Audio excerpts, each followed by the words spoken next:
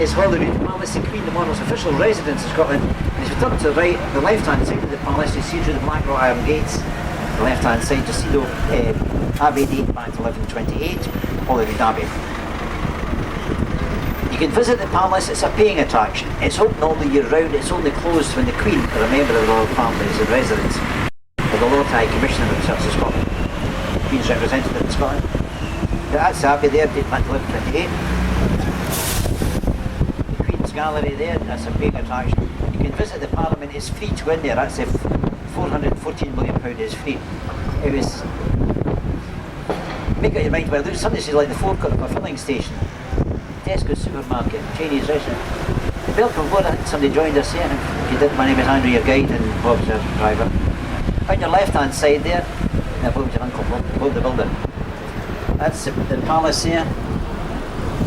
Popular visitor attraction. This is Holyrood Park, this is the Royal Park. The park here changes its name according to the monarch that's on the throne. It's currently the Queen's Park. If there's a king on the throne, he becomes the King's Park. It's 650 acres, right in the centre of the town.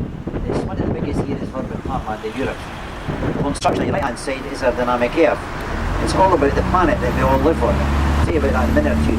But have a look at where it's situated. It's situated again what was previously a brewery. And that's the original walls of the brewery there. It looks more like a castle than a brewery. The significance of that being when Queen Victoria was the Queen and staying in the palace, and it was proposed to build a brewery in front of her palace, she was not amused, she didn't fancy the idea. The brewery had to be built there because that was the site of a natural spring, so a compromise was reached. The brewery was built, but the brewery was built to look like a castle, so as not to offend Queen Victoria. No man for that.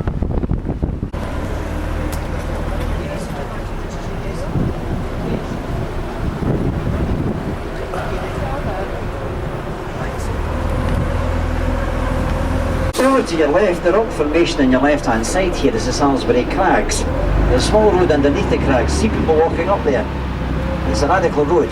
Round and round the radical road, the radical rascal man, that's the radical road. It doesn't go anywhere in particular. It was built at the instigation of Sir Walter Scott in the 1820s, and basically it was to put the unemployed of Edinburgh to work. See, in the early YTS scheme, that's what that road was. And you start to see people at the very top. If you're tempted to go wandering about there, remember, be careful. Edinburgh's quite a windy place at times. I think just the thunder was blowing off the top of the crags between your edge. People slip and fall off there. You got there about foot, sand, that's what shoes.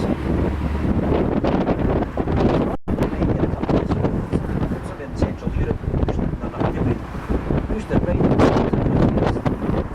insurance claim going on. If your spouse invites them to walk about the signs on your door.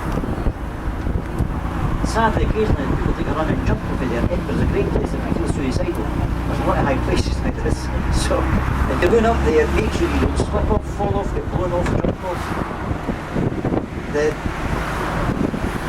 Park Ranger Service are the equivalent of mountain rescue teams. They're always dragging somebody off the rocks there, so be careful if you're going up there. Terrific views, but be careful. If you look to your left, you have a good view of the people up there. Not locally as masochists. Off their feet.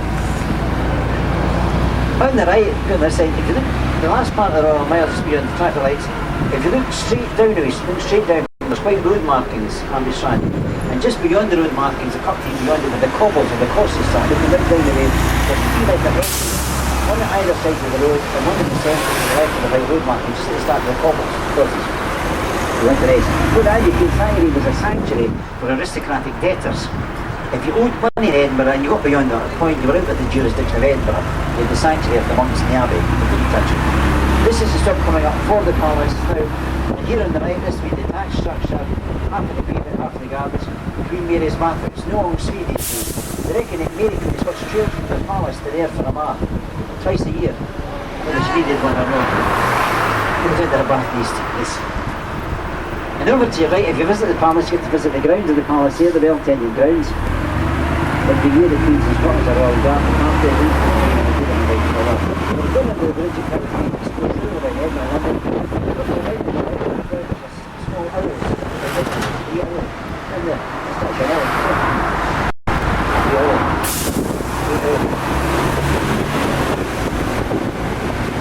8 hours. That's what they've got there to frighten the pigeons off. It's not a very good bird of prey because invariably surrounded by pigeons when you pass.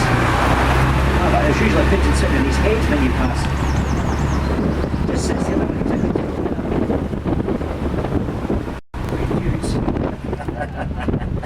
That's the Frank Carson. Your left there, the hill there made the peak is after sea, the highest point above sea level in Edinburgh. It's that that gives Edinburgh its distinctive appearance. It's an extinct volcano, and it lasted up to 350 million years. 3.5 million years when it lasted up to. These are basically accurate. When I started doing this job, I was told that lasted up to 350 million years ago. We did this job for 3.5 million years, you're right up to date. On the right there, it's a red door and even branch American Consulate General Office. You see it there on the right hand side.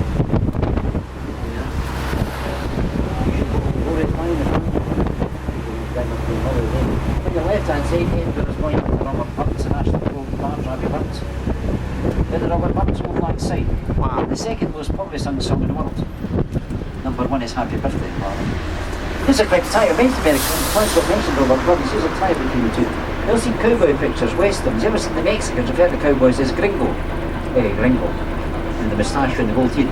It was Robert Burns that inadvertently brought that word into the language. During the American-Spanish wars, when they were fighting over New Mexico, Florida, California and so on, American soldiers did then, as you do now, they tended to sing as they marched.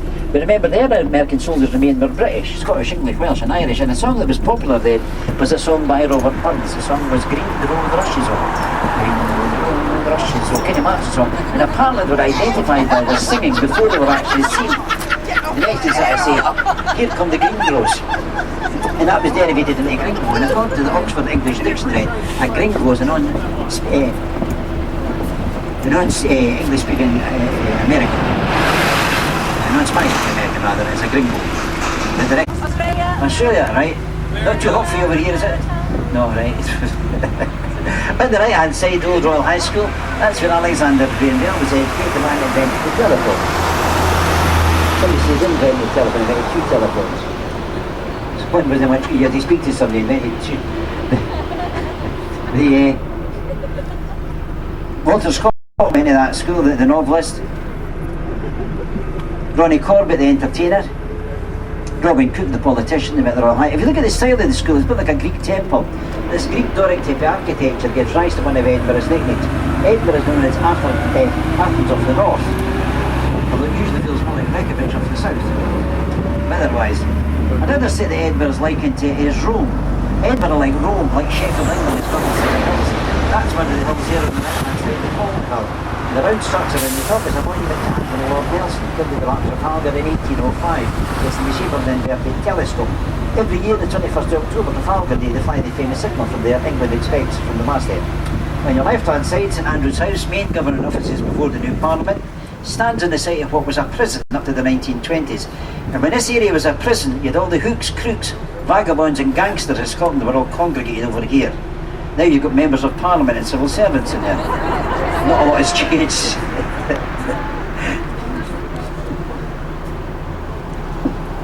If you look at the top of the Nelson Monument, there's a last set, at the foot there's a round ball. It's a time which raised every day and dropped into the ground when I call run. It's all the time from there. If you look at it's distinctive frock coat. Yeah. There. Lincoln. And for people from Australia, the obelisk in the centre there is a Martyrs' Memorial. That was people that were sent to the colonies, Australia, Botany Bay for their political beliefs. That's what all this is. But they eventually recognised them really good guys, so that's it. What is Abraham Lincoln doing here? He erected to commemorate Scottish Americans who died during or as a result of the American Civil War. This is Waterloo Place, named to commemorate the Battle of Waterloo. The Duke of Wellington defeated Napoleon to end the Anglo-French Napoleonic Wars. Up ahead and on the right hand side, the equestrian statue, there's a statue to the Duke of Wellington. And the statue is known in Edinburgh terms as a statue of three metals. The Duke of Wellington's nickname was Iron Duke. The statue there was cast in bronze, the sculptor was John Steele. The Iron Duke in bronze by Steele, that's his known. And when Steele sculpted the statue, very proud of his work, not only did he recognize the good likeness of the Duke, he said the good likeness of the Duke's horse. Copenhagen, the horse's name. They didn't sit him in any horse. According to Scottish he did in Scotland, the Duke of Wellington, he wasn't a Scotsman. He wasn't an Englishman either, or a Welshman. Born in Ireland, in Dublin. But he was born of English aristocratic parents. And strangely enough, he never went very much in his Irish heritage. Because he once says, someone says to him, you're Irish, you were born in Ireland. He previously replied, you could be born in a stable, that doesn't mean you're more successful. What a cheat. An Irish politician said, maybe makes you ask. But he liked Dublin, he was married in Dublin. And of course, Ireland was part of Britain at that time. And the Union in 1801, that's in there, the Iron Newton branch line still. Behind him there, his address is number 1 London, that's what you go down to the address. Register House in the back there, the important all the National Archives are down in there. And on your left here is the Princess Hall. This is an underground shopping complex. There's 3 floors of shopping below ground. It's got to be like that. By an Act of Parliament, there is no commercial building allowed above street level on the south side of Princes Street. Nothing that would detract from what they consider to be the classic skyline here called Edinburgh. And this is what gives Edinburgh's unusual appearance. You've got the old town, the sweep across the arm to the new town, there's no building in between. They say that Edinburgh and Rome are 2 cities that are distinctly unique, in as much as you won't go somewhere else and see how this reminds me of Edinburgh. There's a uniqueness about it, and that's the uniqueness. The old town, the new town. We put it in the world of concrete and glass, but one city looks pretty much like another very often. Well, that's the uniqueness of Edinburgh. The only buildings on this side are the monuments, the statues and the art galleries. The monument up ahead there, that 200 feet rocket-shaped Gothic structure, the Scott Monument, the monument to Sir Walter Scott, the highest monument in the world incidentally, to a writer, plenty to talk there. The whole controversy, the man that designed that, his name was George Beagle from the Scottish Borders. The controversy was George Beagle was a joiner, a carpenter. That's the design, that was a joiner. That's what for a joiner, eh? A self-taught draftsman. This is St Andrew's Street, leading to St Andrew's Square. Any ladies that go to what you do is look up after shopping ahead on the right hand side is Harvey Nichols Store. The people from Ireland, if you carry straight on, beyond South St Andrew's Street, over there and past the lights come to Dublin Street. Dublin Street's over there. If there's anybody from the north of Ireland, down to your right is Ulster Crescent and Ulster Drive, it's down that way. This is where about the banks that are important before they move westwards. That's not like Pirates in the Bank of Scotland. I was in there a couple of weeks ago and I said to the young girl behind the counter, I says, could you check my balance please? She pushed me over, she's not very good.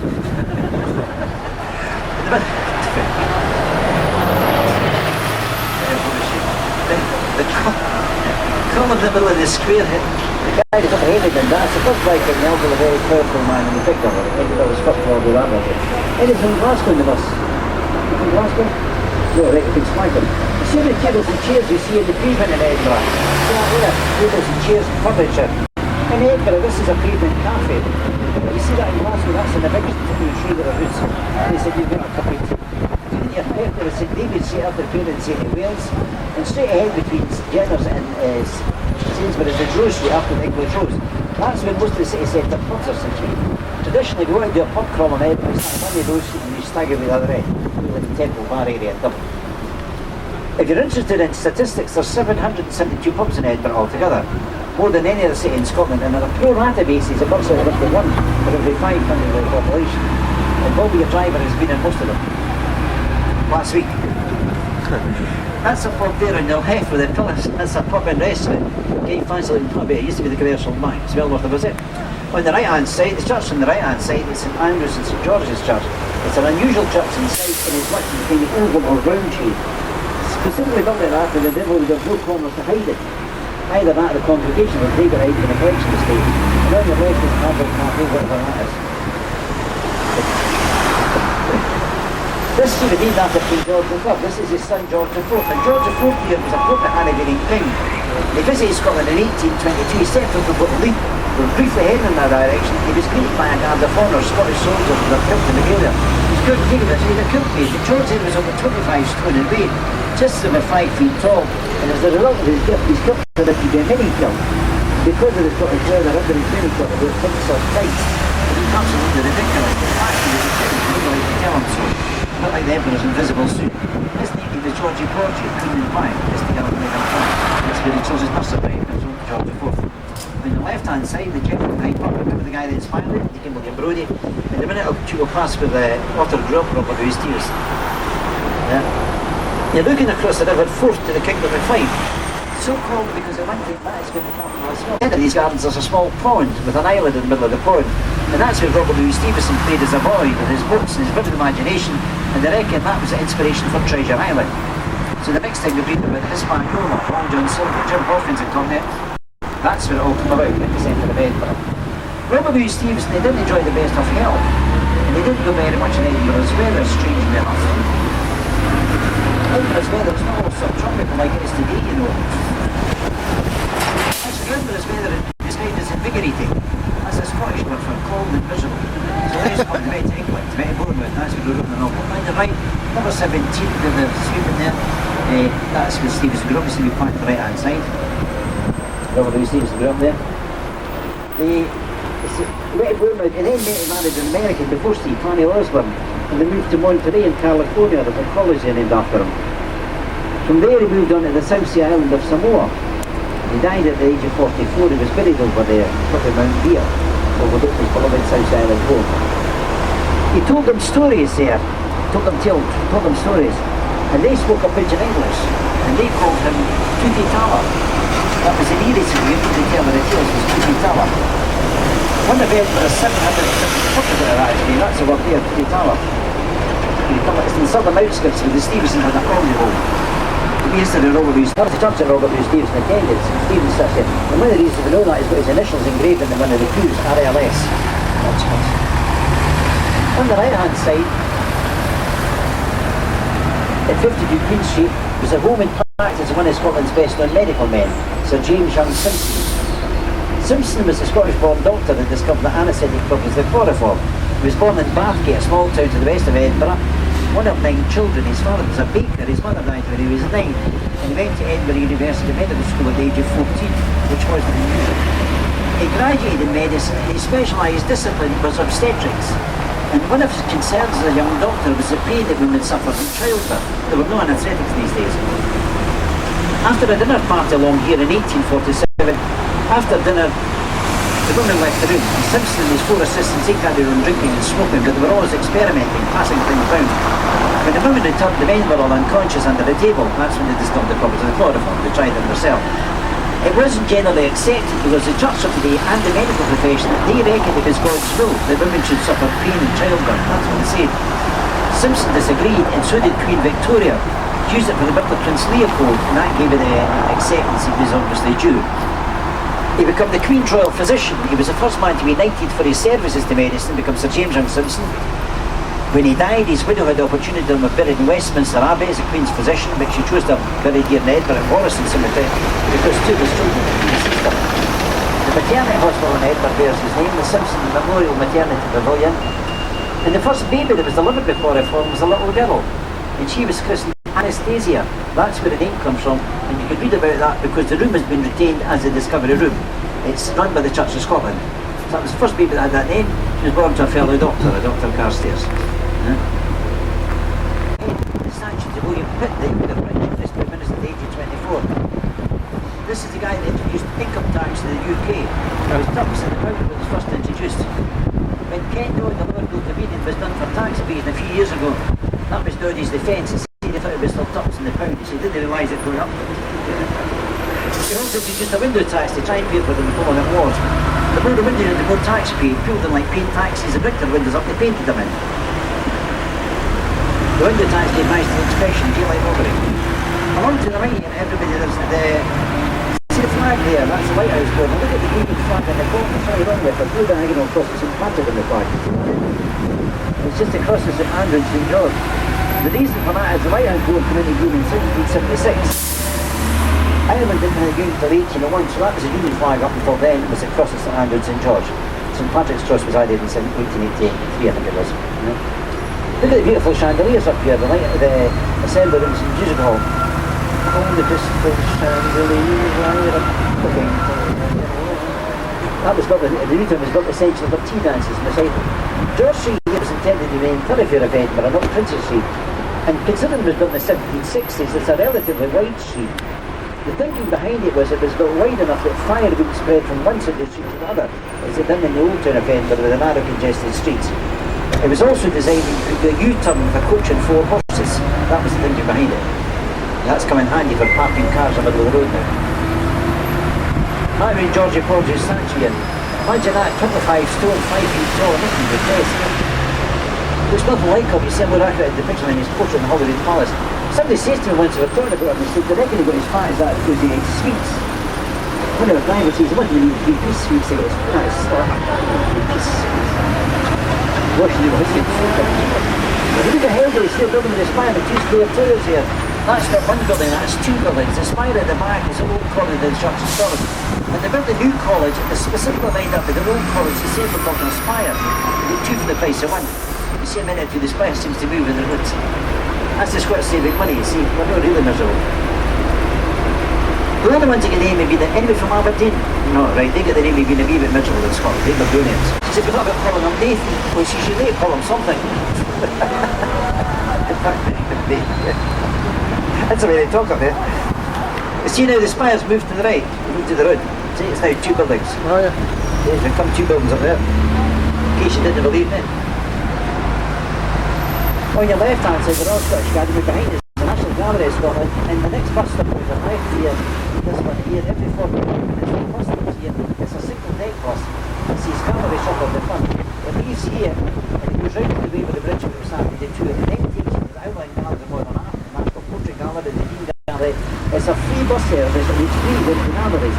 So that's a good way to get to Edinburgh for free, for the gallery shop bus, and it's the bridge. Building the 2 square towers, the spire's now disappeared. It's a centre hall to the Church of Scotland. The statue on the right, the Killie soldier with the feather bonnet, a statue of the Black Watch, Scotland's higher residential there. And ahead of the right, this building here is the headquarters of the Bank of Scotland. It's now the Halifax Bank of Scotland. The Bank of Scotland is the oldest commercial bank in the United Kingdom. It was founded in 1695. The first governor of the Bank of Scotland was John Holland. He was an Englishman. And the man that founded the Bank of England a year earlier was William Pater, he was a Scotsman. But the Bank of England was not a commercial bank, it's a government bank. There's no branches up to the Bank of England. And up to the left of the right is Scott Monument, and the branch of Regina. We statue David Livingstone, the 19th century African missionary explorer. That's the man you may remember, Henry Morton Stanley. He was a Welsh American, and he was sent out to the New York Herald when the Scotland Livingston was lost. Livingston didn't think he was lost, he knew where he was, but nobody else did. The guy that sent Stanley out, incidentally, the editor of the Herald, his name was James Gordon Bennett. Good Gordon Bennett. That's what the editor of the New York Herald. And if you remember, he called the Livingston in African land, and he couldn't understand it was Dr. Livingston, I presume. That was him. I presume that's just about the end of the tour. So thanks very much for talking with us. Hope you enjoyed your look at Edinburgh. Give you some ideas of where to go and what to do. Enjoy the rest of your stay in Edinburgh, and if you're travelling on, have a safe trip and look after yourself. Thanks very much, folks.